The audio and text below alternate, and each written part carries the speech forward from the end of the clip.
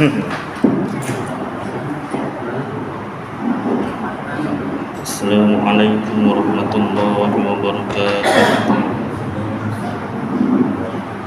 Bismillahirrahmanirrahim. Alhamdulillahi rabbil alamin.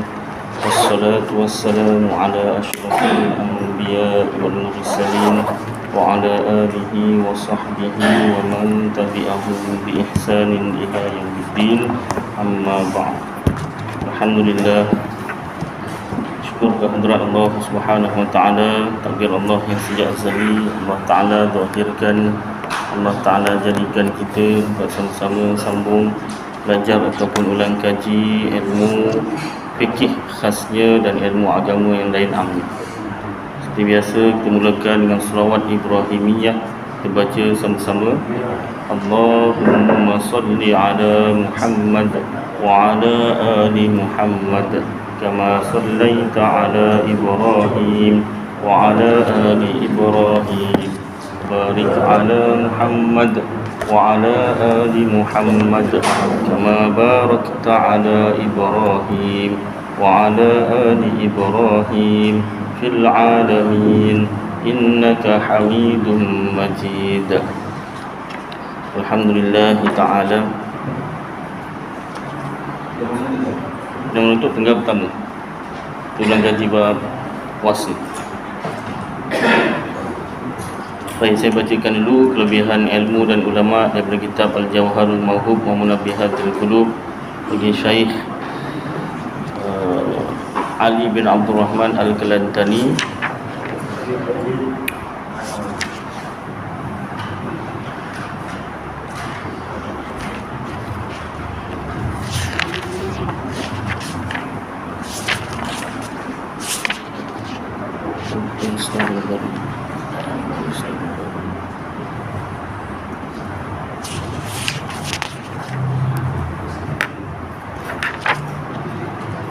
Baik, kemudian datang yang keenam, yang ini daripada hadis sabda Nabi SAW, ana madinatul ilmi wa aliyun babuha. Artinya, aku bendaharaan ilmu dan Ali pintunya. Maka tak kala mendengar segala orang Khawarij akan hadis ini, hasad mereka itu atas Sayyidina Ali, maka berhimpun 10 orang yang besar-besar daripada mereka itu dan berkata mereka itu, kita tanya akan dia pada satu masalah seorang, kemudian daripada seorang betapa dijawabnya. Maka jika ia jawab bagi tiap-tiap seorang daripada kita lain-lain jawabnya, maka kita ketahuilah bahawasanya ia alim, sungguh seperti kata Nabi itu. Jadi sambung yang keenam. Kemudian datang yang keenam, bertanya ia seperti yang dahulu, maka jawab Sayyidina Ali, ilmu afdal daripada harta, kerana harta hendak dipelihara akan dia daripada pencuri, dan ilmu tiada dipeliharakan daripada pencuri.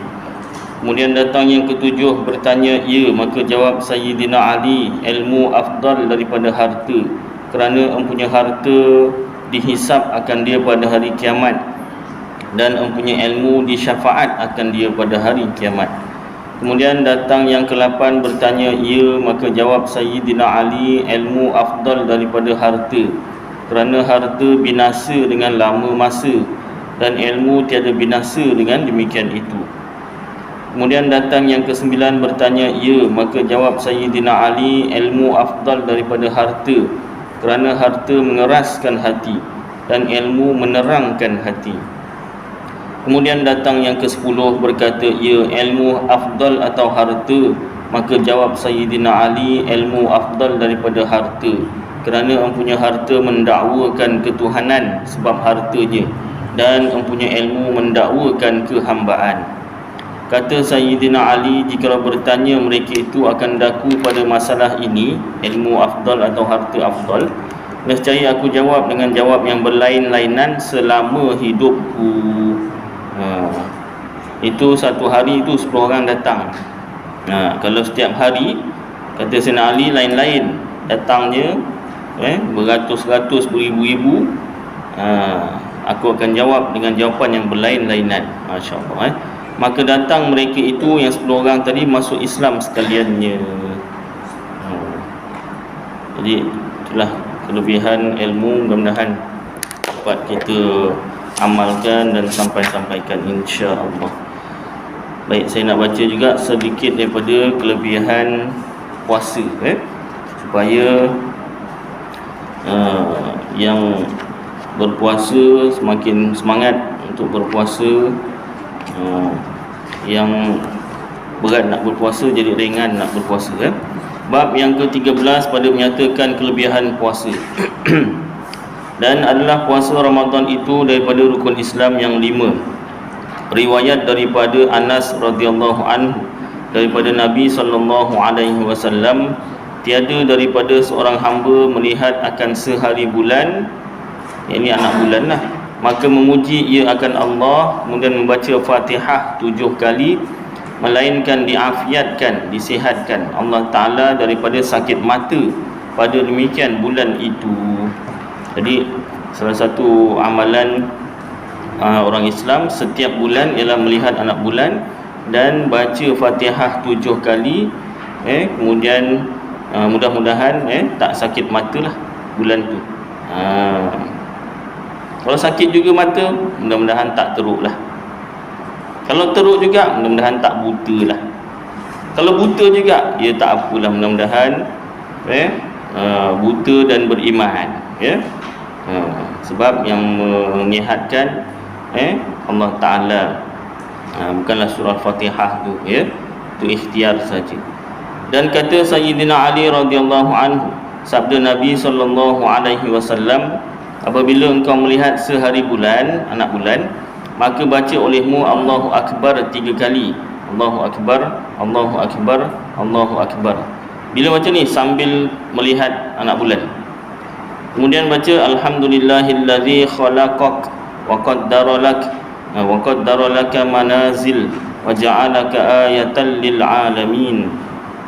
Artinya, segala puji bagi Allah yang menciptakanmu dan mentakdirkan untukmu beberapa manazil, tempat-tempat berhenti, serta menjadikanmu sebagai tanda untuk seluruh alam. Mu tu siapa mu? Bulan tu lah, anak bulan. Nescaya memegah Allah akan dia dengan malaikat dan firman-Nya, hai malaikat, ku saksi olehmu bahawasanya telah aku merdekakan dia daripada api neraka. Itu kelebihan melihat anak bulan dan baca doa ni tadi, Atau dibacanya Allahumma ahillahu alaina bil amni wal aman wassalamati wal islam rabbi wa rabbukallah. Artinya, ya Allah, terbitkanlah bulan sabit atas kami dengan keamanan. Hilal bukan bulan sabit, hilal ni anak bulan, dengan keamanan dan kesejahteraan dan keselamatan dan Islam. Tuhanku dan Tuhanmu adalah Allah. Mu siapa? Anak bulan tu lah. Riwayat daripada Ibnu Abbas radhiyallahu anhuma, katanya bahawasanya sabda Nabi sallallahu alaihi wasallam, bahawasanya syurga berlikang-likang, yakni berlenggang-lenggok ia dan berhias ia daripada satu haul kepada satu haul, kerana masuk bulan Ramadan. Dan apabila adalah pada awal malam daripada bulan Ramadan, bertiup angin daripada bawah arash, dikatakan baginya munirah, maka bertiup ia akan segala daun kayu syurga akan pintunya dan akan pintunya. Maka didengarkan daripada demikian itu dengungnya. Tiada mendengar orang yang mendengar yang terlebih elok daripadanya. Bunyi yang sangat elok lah. Maka berhiaslah segala bidadari, hingga berdirilah mereka itu di atas setinggi-tinggi syurga. Maka menyeru mereka itu, ada tak orang yang hendak meminang kepada Allah Ta'ala? Maka ialah yang mengkahwinkan dia akan kami. Kemudian maka berkata bidadari itu, hai Ridwan, malaikat Ridwan, apa malam ini? Maka menjawab Ridwan akan mereka itu, labbaik hai khairatul hisan. Inilah awal malam daripada bulan Ramadan. Awal malam daripada bulan Ramadan maksudnya esoknya 1 Ramadan, malam ni lah.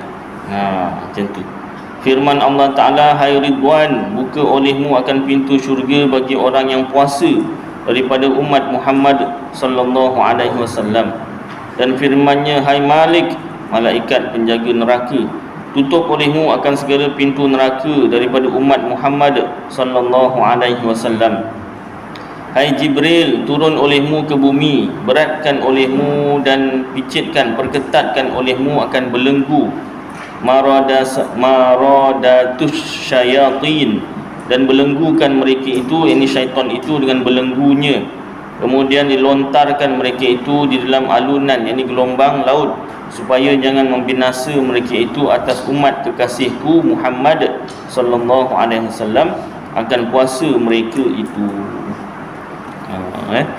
Jadi itulah sedikit kelebihan bulan Ramadan dan puasa, amalan melihat nak bulan dan amalan puasa lah. Mudah-mudahan dapat kita amalkan dan sampaikan insya-Allah.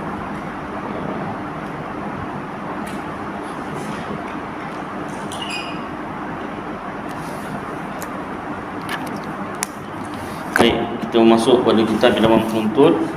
Penggal yang pertama, bulan gaji bab puasa lah, oleh Al-Haji Abdul Ghani bin Al-Haji Yahya. Penggal yang pertama, surat berapa puasa?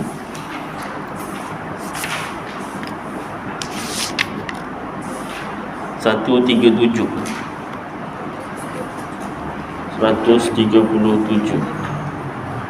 Sama tak muka surat ni?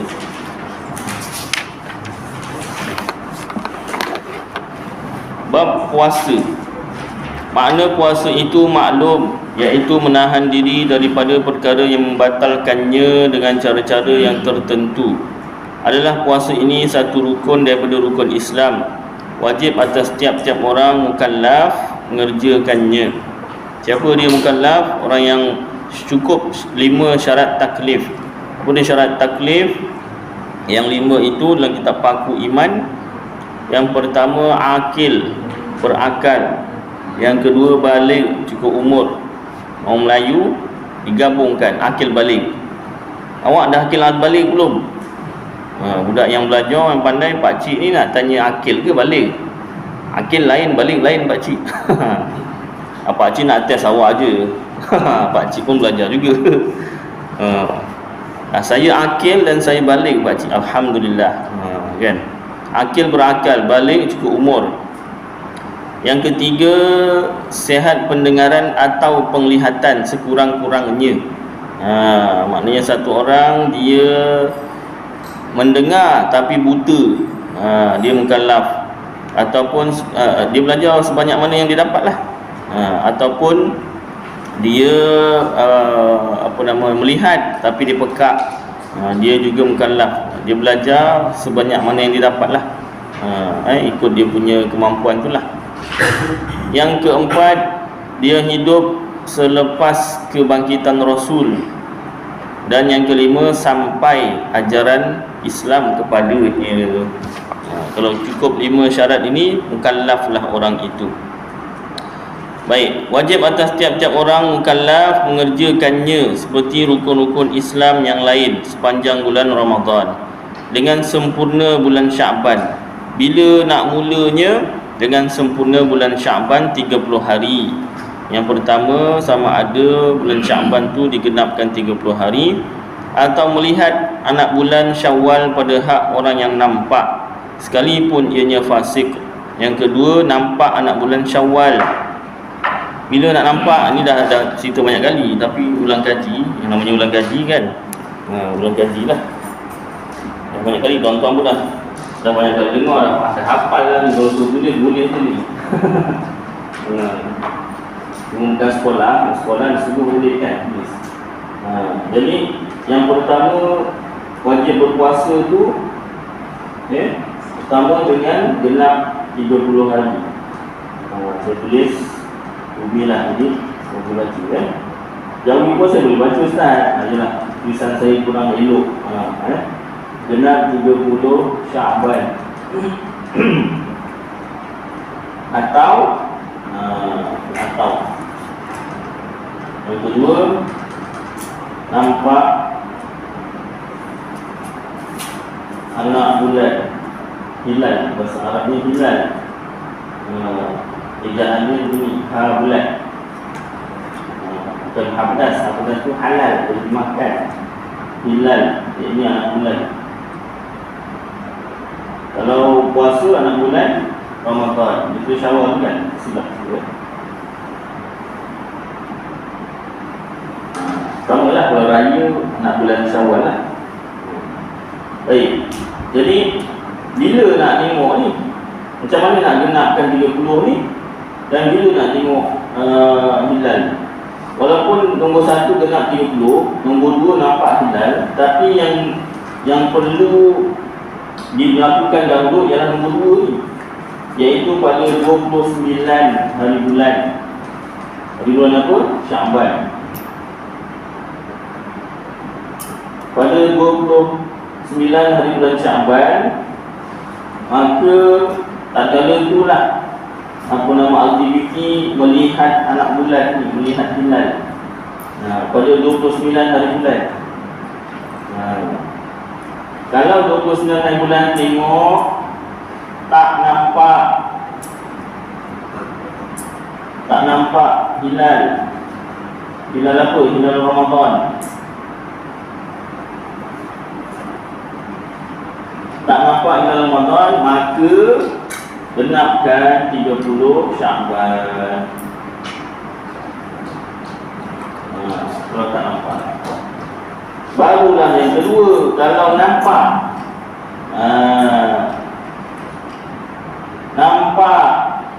hilal Ramadan, malam tu dah boleh niat, sebab esoknya dah 1 Ramadan. Dan malam tu juga dah boleh sembahyang, dah sunat sembahyang tarawih. Namanya sebut tarawih. Macam dekat tarawih kan. Tarawih tak di atas bukan, jangan kan? Tarawih. Melayu nak senang sebutlah kan. Asal tarawih pun tarawih.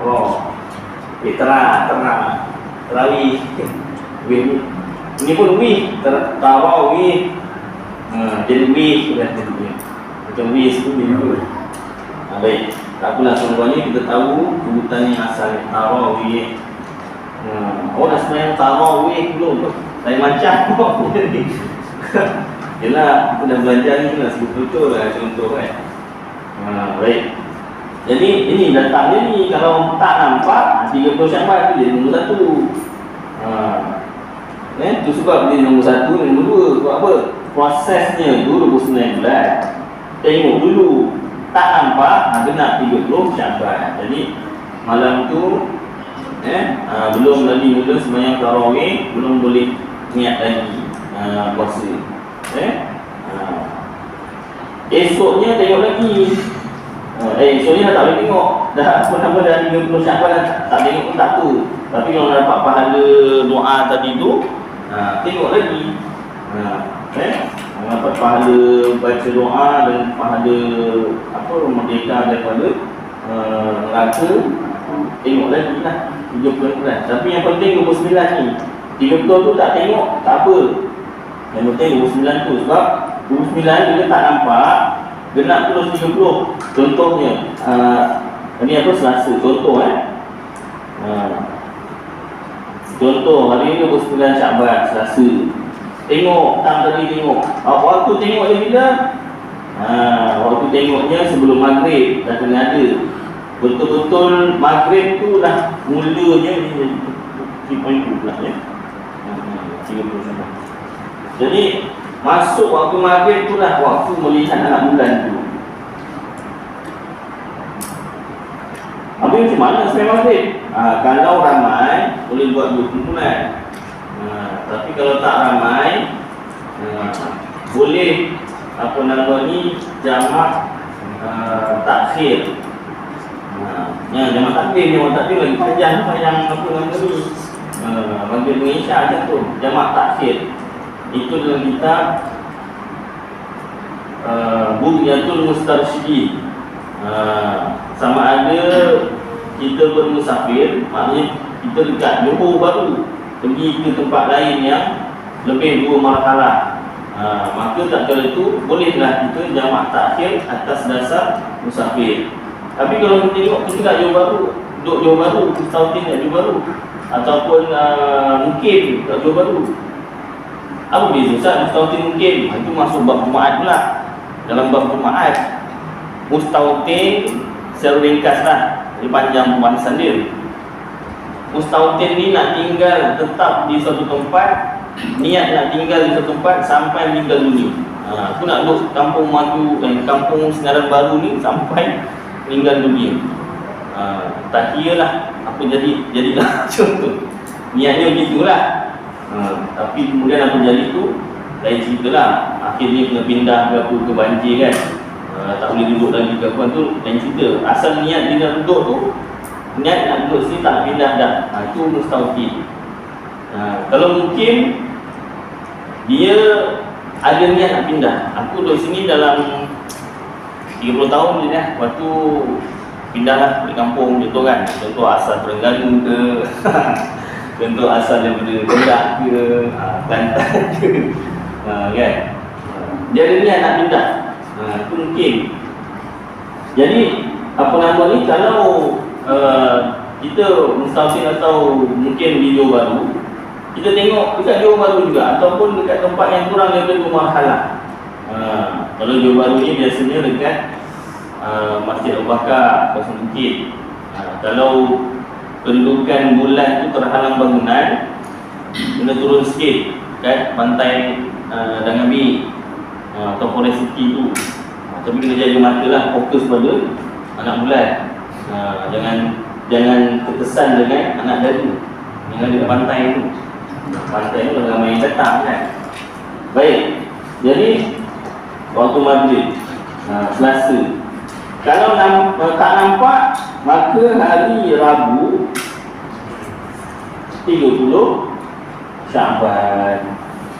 Hari Khamis mula puasa 1 Ramadan. Maknanya Rabu malam tu dah mula niat lah, dah boleh tarawih. Tu kalau tak nampak. Kalau nampak, Selasa tu dah mula apa nama, maknanya sampai 29 lah. Selasa tu malam tu dah boleh niat. Kalau tak nampak. Kalau nampak Rabu dah 1 Ramadan. Jadi Selasa tu dah boleh niat malam tu dan boleh mula tarawih. Jadi hari Rabu ni tak tengok bulan pun tak apa, siapa dah genap 30 Syaban. Tak perlu tengok pun. Kenapa? Tak ada timbul 1. Bulan Hijrah tak ada timbul 1. Tengok ni kan nak ada timbul 1. Tak. Oh ya. Dia dah sampai 30 ni. Dia tak sama dengan masih baik. Itu sebab dia susun yang ini satu kena 30 ni pasal apa? Kalau tak nampak. Kalau nampak baru dah 1.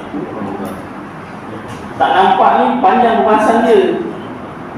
Dalam kitab Salul Mutajim lebih panjang lah. Tak nampak ni sebab apa?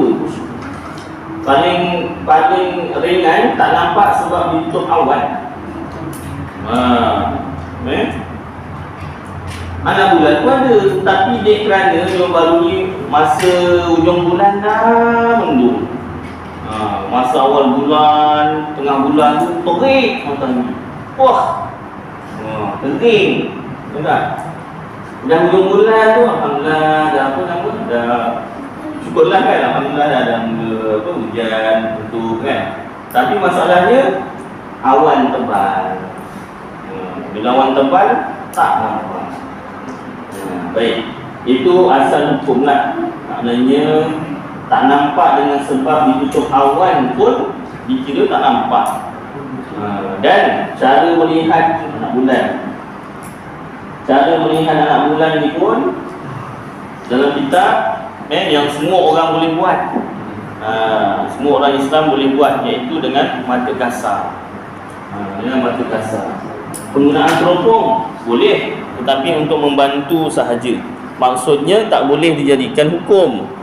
Kalau satu orang dia berkemampuan ataupun satu masyarakat berkemampuan beli teropong, maknanya tembus awan, tebal macam mana pun boleh tembus, nampak. Boleh tengok teropong tu untuk tahu kedudukan. Nampak. Okey, sekarang alihkan teropong, tengok tempat yang sama. Nampak tak dengan mata kasar? tak nampak. Tak kala tu hukumnya tak nampak. Pasal apa? Hukum dalam kitab disuruh tengok dengan mata kasar. Itu asal hukum lah. Penggunaan teropong hanya untuk membantu mencari kedudukan bulan. Dan satu lagi perkiraan berapa darjah dia berada di ufuk, berapa tinggi daripada dasar laut, berapa jarak daripada matahari. Itu juga membantu dalam mengetahui di mana kedudukan bulan. Kalau tak ada pun boleh juga, tapi kena meluas sikit tengoknya tu. Kena kanan kiri atas bawah sikit, kena meluas. Tapi kawasan yang nak ditengok tu kiblat, arah kiblat, arah matahari terbenam. Dan satu lagi cara tradisional, 1 jam sebelum masuk waktu maghrib, di mana kedudukan matahari, di situlah bulan akan berada apabila sampai waktu maghrib nanti. Itu salah satu cara tradisional. Cara yang kedua tradisional, pakai rubuk mujayyab. Rubukun mujayyabun, dia macam satu kayu, ada ukuran-ukuran. Tengok pada langit tu pun salah satu cara tradisional lah. Baik, sekarang dah ada cara moden, boleh pakai, tapi untuk membantu sahaja. Untuk dari segi hukum dalam kitab Sabilul Muhtadin, tetap kena gunakan mata kasar untuk ditetapkan hukum sama ada nampak atau tak nampak.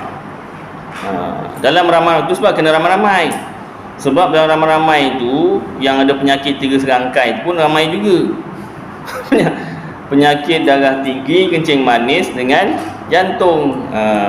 Kencing manis tu yang sakit, yang buat mata tu tak berapa cerah. Jadi kalau ramai yang kencing manis, barangkali ramai yang tak nampak. Tapi kalau ramai-ramai kan, mudah-mudahan adalah yang sihat. Kalau dah semua sekali memang kencing manis, memang mata kabur, nasiblah kita tak nampak lah tu kan.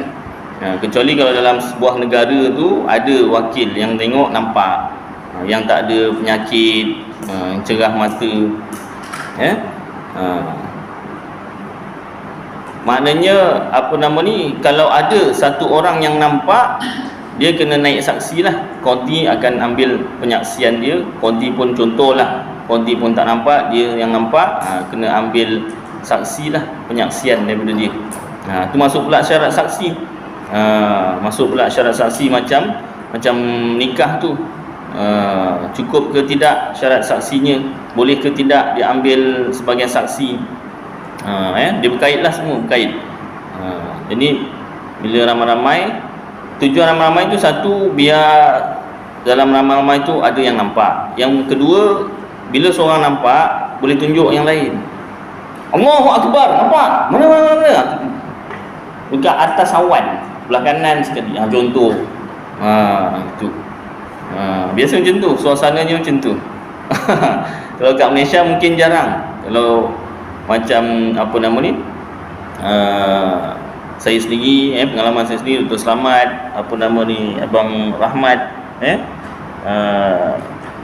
banyak kali jugalah merasai pengalaman melihat anak bulan tu kan. Suasana dia macam tu. Kalau di luar negara biasa, kalau Malaysia benda tu macam terpencil. Malah boleh jadi boleh jadi dikatakan sesat. Kenapa? Orang lain tak tengok, dia je tengok. Orang lain ikut je lah jabatan agama. Kita pun ikut jabatan agama juga. Maksudnya ada rezeki. Kadang-kadang jabatan agama tengok, yang pernah dekat ni lah Pontian, tengok sama-sama kat Pontian. Kat tempat lain dengan jabatan agama Negeri Sembilan dekat Teluk Kemang pun ada juga. Jabatan agama negeri masing-masing kan ada tempat meru'yah anak bulan dia kan. Kalau kat Teluk Kemang tu ada nama tempat dia Baitul Hilal. Memang ada disediakan tapak dan ada teropong, theodolite, ada kawasan untuk melihat anak bulan lah, lapang, jadi tak ada halangan. Kalau di Johor Bahru, Pontian kecil, dekat atas pejabat tanah Pontian. Kalau ramai penuh ataupun tak dibenarkan masuk, tengoklah kat pantai, kan. Pantai yang Pontian sekarang tak boleh, pasal apa? Dah banyak lampu. Dia dah buat lampu-lampu tu banyak. Kita tengok kat mana? Pantai Rambah, berdekatan dengan Muzium Nenas. Jadi kalau Pantai Rambah tak keluar, type Muzium Nenas, keluarlah. Sebelah je, dekat-dekat situ tak ada cahaya, gelap, jadi senang nak fokus pada cahaya anak bulan.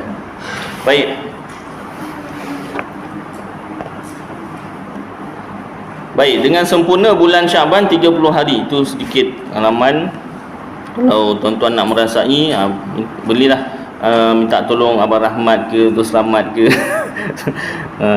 Saya tengok kalau cuti sekolah macam ni bolehlah. Kalau tak cuti sekolah, busy pula dah.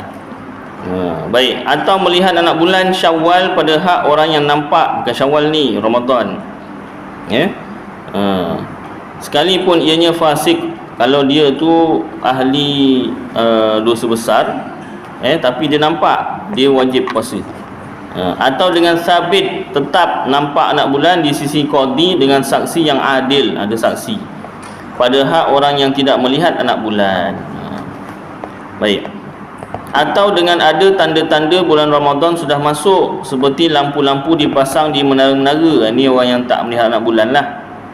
Kalau sekarang biasanya televisyen, internet. Cuma internet tu kena hati-hati juga, kadang dia edit.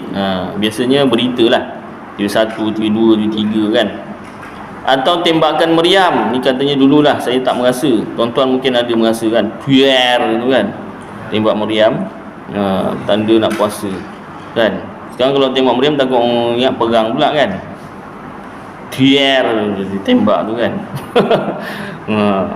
Atau sebagainya daripada adat yang biasa berlaku ketika menyambut puasa, iaitu seperti hukum melihat anak bulan juga. Apabila nampak anak bulan di suatu negeri, nescaya wajib berpuasa oleh orang negeri yang berhampiran dengannya, jika kedudukan kedua-dua negeri itu satu matlak. Satu matlak tu apa? Garis terbit matahari sama. Bersalahan negeri yang jauh tidak sama matlaknya. Umpama nampak anak bulan di suatu negeri, tidak nampak di negeri yang satu lagi, dan garis terbit mataharinya lain, maka tidaklah diluluskan orang negeri itu mengikut berpuasa. Kalau tak silap, beza jarak terbit mataharinya setengah jam tak ingat kan, lebih kurang. Itu dikira satu matlak lagi. Baik, syarat sah puasa. Adalah syarat bagi mengesahkan puasa itu 5 perkara. Pertama, Islam, maka tiada sah puasa oleh orang kafir. Baik, sebelum tu hukum melihat anak bulan tu ialah fardu kifayah. Maknanya mesti ada wakil daripada golongan masyarakat Islam melihat anak bulan. Jadi kalau kita tak orang kata tak mampu nak melihat anak bulan, ada yang melihat anak bulan, janganlah dihalang ataupun dipatahkan semangat ke, macam-macam lah, dikecam dikecam, macam netizen lah. Dikecam baik. Pasal apa? Itu memang amalan yang disuruh, amalan fardu kifayah. Walaupun fardu kifayah, tapi fardu lah, masuk dalam fardu, dituntut. Baik. Sebenarnya bab penentuan puasa dan raya ni bukan hanya pada bulan puasa dan raya saja, tapi pada setiap bulan dalam bulan Islam. Jadi melihat anak bulan tu bukan 2 bulan saja, nak masuk Ramadan, nak masuk Syawal, tak, 12 bulan. Setiap bulan, setiap bulan melihat anak bulan. Itu asal penentuan tarikh dalam Islam. Baik, sambung boleh. Mengesahkan puasa itu 5 perkara. Pertama, Islam, maka tiada sah puasa oleh orang kafir. Orang kafir nak puasa, puasalah, tapi puasa dia tak sah. Jadi kita tak halang lah, tapi dari segi hukum dalam Islam, kalau dia belum masuk Islam, tak sah puasa dia. Cuma dia mungkin nak belajar puasa kan, terpulang. Sekiranya seorang murtad sekalipun satu lahzah, satu detik sedang ia berpuasa, nescaya batal puasanya. Kalau buat murtad pun batal lah puasa. Masuk isyak azan dulu, nanti sambung.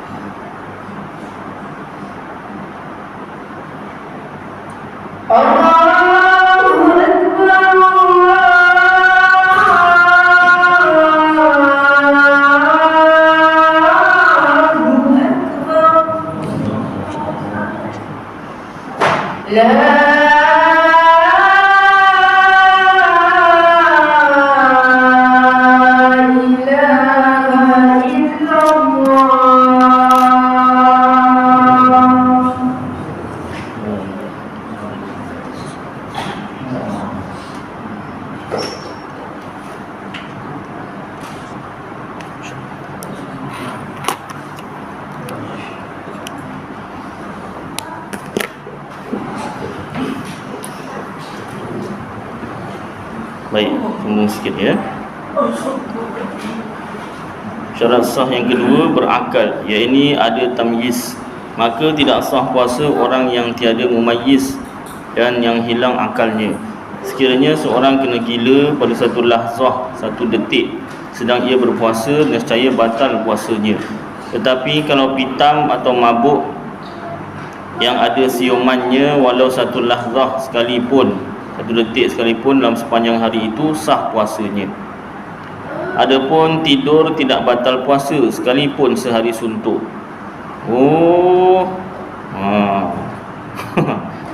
Tapi ada tapinya lah, puasa memang tak batal. Tapi kalau dah tidur sepanjang hari, maknanya lepas suhur tu bab terus azan maghrib baru dengar, baru bangun.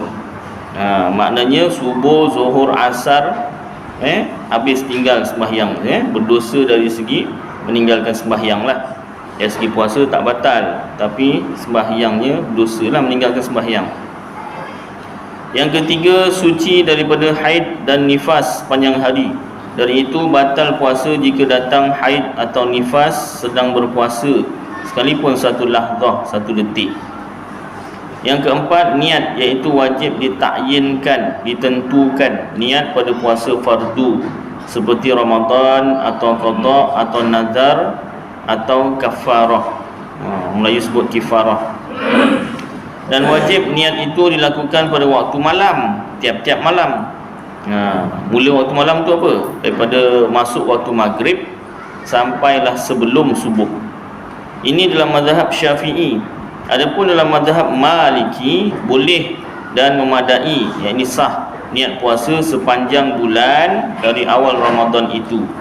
Maknanya saja aku berpuasa sebulan bulan Ramadan. Harus mereka yang bermazhab Syafi'i, kita mengikut, iaitu bertaklid mazhab ini supaya tidak kena qada jika terlupa niat itu pada satu atau beberapa malam. Jadi kita mazhab Syafi'i, satu malam satu Ramadan tu niat saja aku puasa sebulan bulan Ramadan kerana Allah Ta'ala. Jadi kalau tertinggal niat, boleh puasa macam biasa ikut mazhab Maliki. Kalau mazhab Syafi'i, kena niat setiap malam, terlupa tak sah. Walaupun terlupa, saya terlupa bukan saya tak nak, tak sah. Jadi boleh kita bermazhab Maliki pada bab niat ni. Tetapi puasa sunat boleh dilakukan niat itu sebelum gelincir matahari. Gelincir matahari ni sebelum zuhur lah, selama belum melakukan sesuatu yang membatalkan puasa, belum makan, belum minum, belum buat perkara membatalkan puasa yang lain. Menurut kaul, pendapat yang mu'tamad, yang diperpegangi, yang kuat lah. Dan ada pula kaul, pendapat, ini dah pendapat yang lemah lah, yang kedua, yang mengatakan boleh niat puasa sunat tu setelah gelincir matahari, lepas zuhur pun boleh. Gelincir matahari tu zuhur. Dan ada juga kaul, pendapat lemah juga, yang berpendapat boleh niat sekalipun telah melakukan perkara yang membatalkan puasa. Dah minum, dah makan sarapan nasi lemak ayam, aku nak puasa lah. Lepas zuhur pula tu, lepas main zuhur, itu kira okey lagi. Lepas zuhur dah lepas main asar lagi beberapa jam, itu pendapat yang lemah. Sebab puasa sunat, lepas main asar tu kawan dia ajak minum, jom minum, aku puasa. Tadi bukan kita sarapan sama ke? Makan tengah hari sama. Sarapan nasi lemak ayam, tengah hari makan lauk ikan patin, masak apa nama ni kan. Tiba-tiba masak puasa. Aku ambil kaul yang last tu. Yelah. Baik, pahalanya sebanyak 1 jam puasa lah. Tak samalah dengan pahala 1 hari puasa kan. Cuma itu dari segi boleh, itu puasa sunat. Sekurang-kurang niat puasa Ramadan, iaitu nawaitu sauma Ramadan, itu paling kurang. Artinya saja aku puasa Ramadan. Dalam hati itu saja aku puasa Ramadan, bahasa Melayu. Yang nawaitu sauma Ramadan tu diucap dengan lidah, sunat sahaja. Yang dikendaki itu dalam hati itu.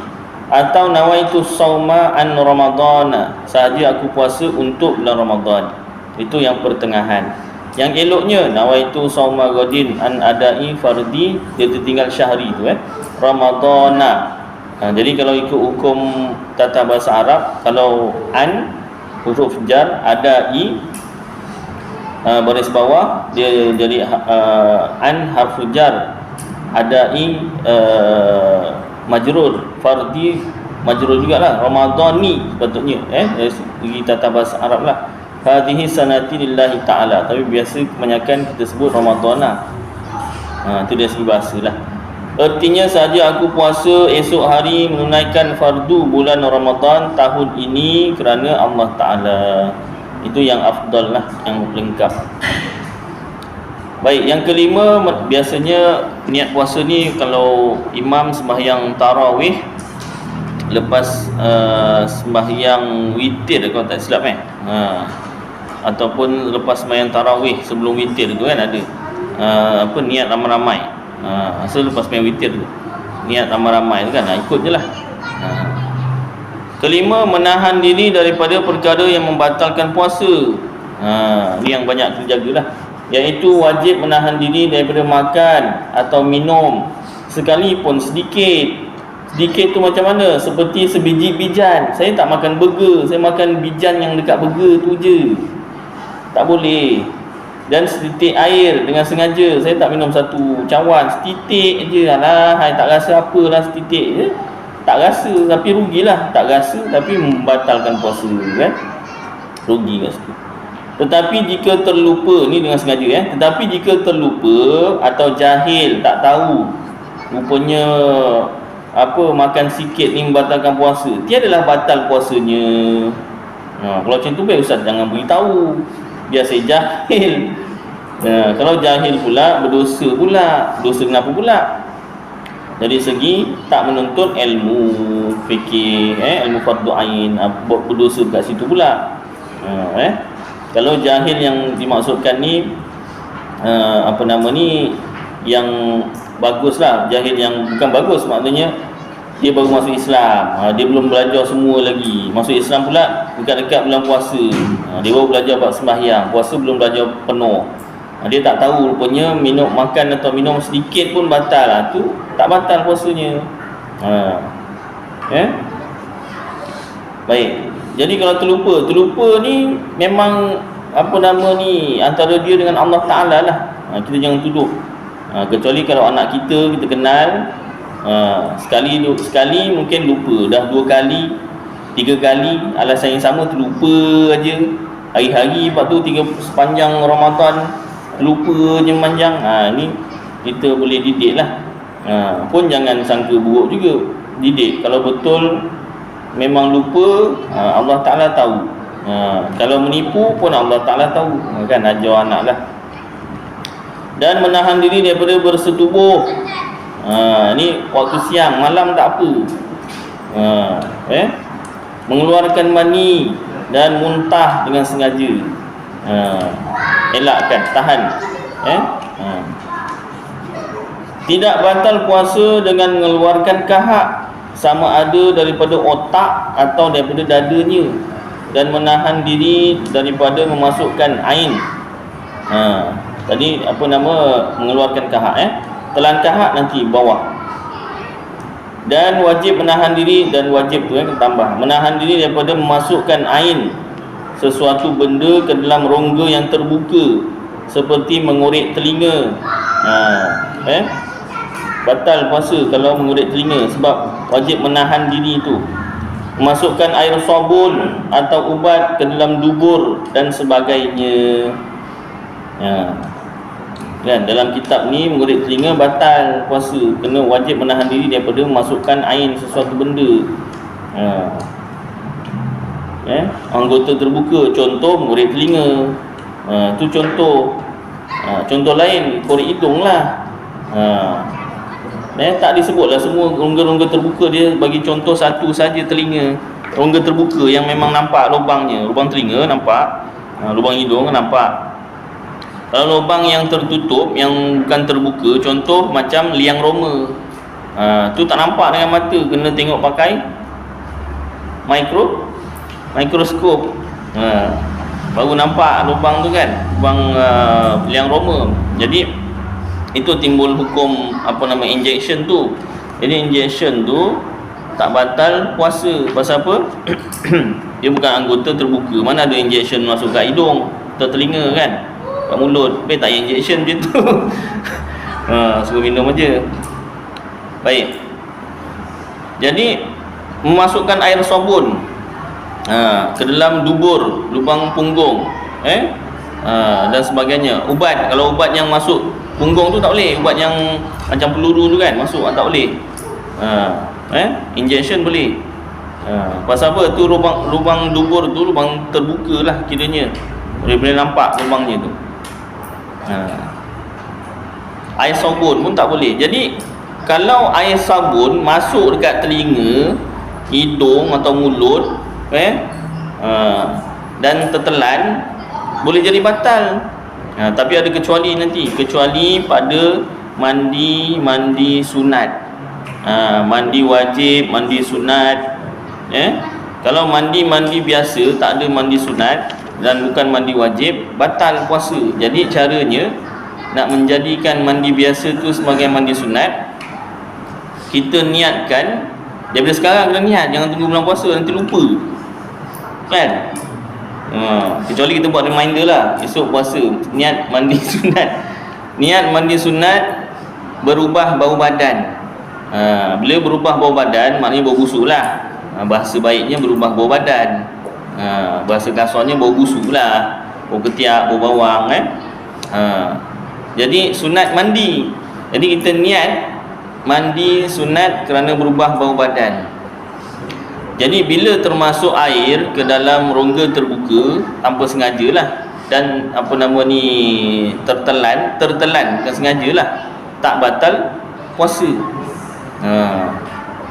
Tapi kalau tak niat mandi sunat, dia kira mandi biasa, tak masuk dalam mandi sunat, tertelan, tertelan tak sengaja, batal.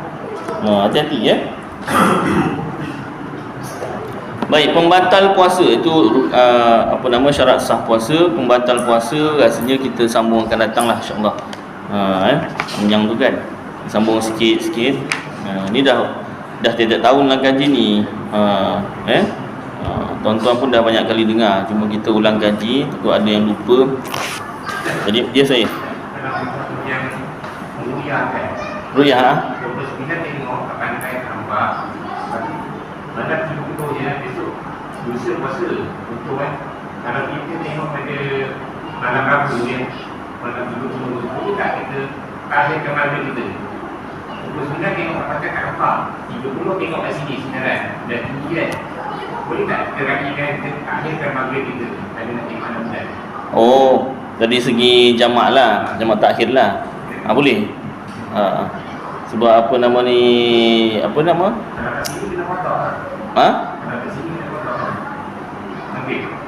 Kalau kita niat jamak takhir tu tak kena qada lah.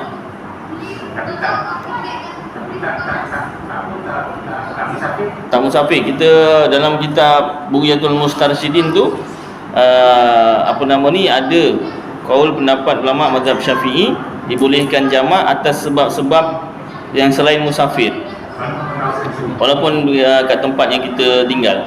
Contoh sakit.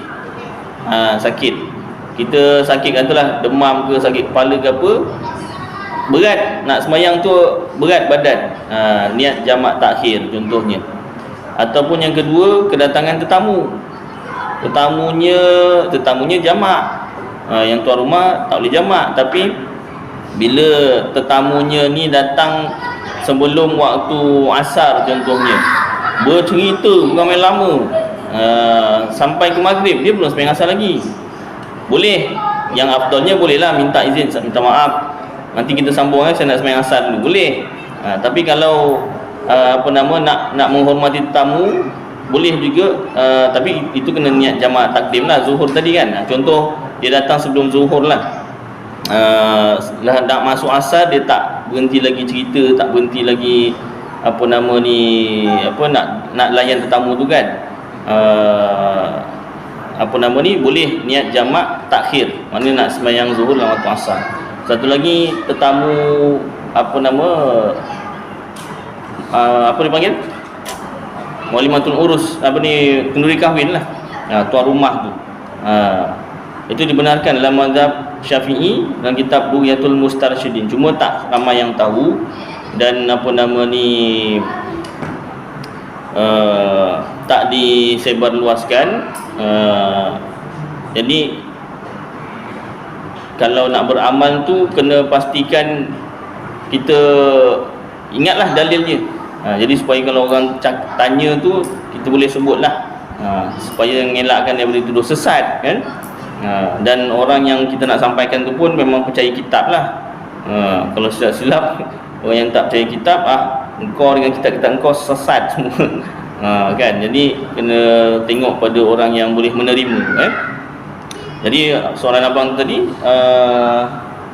yang apa nama ni melihat nak bulan 29 bulan tu memang disuruh lah kan, fardu kifayah.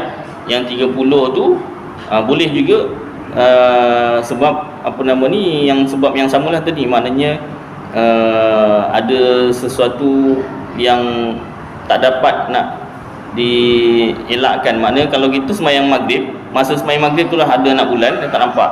Kadang-kadang masa dia sekejap. Walaupun kita tahu besoknya memang wajib 30 Syakban tu kan. Boleh kasar? Ya? Boleh kasar? Maksudnya bunyi Macam mana? boleh kasar tak? Kasar? Dia mana boleh kasar tak? Jamak. Kasar tak boleh. Yang kasar tu apa nama dia kalau musafir lah. Jamak jamak saja. Tak kasar. Kena penuh lah. Mudah-mudahan terjawablah soalan Baik. Jadi mudah-mudahan apa yang kita baca dan dengar diberi manfaat untuk diri saya dan tuan-tuan, dapat kita amalkan dan sampaikan insya-Allah. Aku qouli hadza wa astaghfirullahal azim li wa lakum wa lisairil muslimin wal muslimat wal mu'minina wal mu'minat fastaghfiruh wa ya fawzal mustaghfirin wa ya najatat taibin. Wa sallallahu tabaraka wa ta'ala ala khairi khalqi sayyidina wa maulana Muhammad wa ala alihi wa sahbihi wa baraka wasallam. Subhana rabbika rabbil izzati amma yasifun wa salamun alal mursalin walhamdulillahi rabbil alamin. Taqabbalallahu minkum.